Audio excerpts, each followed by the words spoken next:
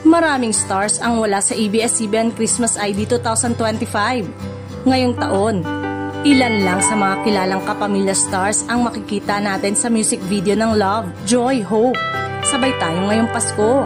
Maraming fans ang napansin ang kakulangan ng ilan sa mga paborito nilang humuka, kaya agad na kumalat ang komento, maraming wala. Ayon sa mga insider, may ilang dahilan kung bakit hindi lahat ng bigating stars ay nakasama sa ID ngayong taon.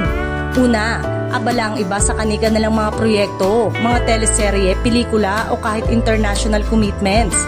Pangalawa, may ilang artista ang nag-prioritize ng pahinga o personal na plano ngayong holiday season. At pangatlo, limitado rin ang oras ng shooting at production schedule, kaya't hindi lahat ng artista ay kasya sa lineup. Ngunit kahit may ilang absent na stars, ramdam pa rin ang diwa ng Pasko, pagmamahal at inspirasyon. Tampok sa music video ang ilan sa mga piling artista, personalidad at ordinaryong mamamayan na naghatid ng mensahe sa pag-asa at kasiyahan. Ang ABS-CBN ay piniling ipakita ng mas mahalagang mensahe ng Pasko kaysa sa dami ng bituin sa screen. Mamaya na ang premiere ng ABS-CBN ID 2025, ngunit sa kabila ng maraming wala, malinaw na ang Kapamilya Christmas ID ay patuloy na nagbibigay saya at inspirasyon sa bawat Pilipino.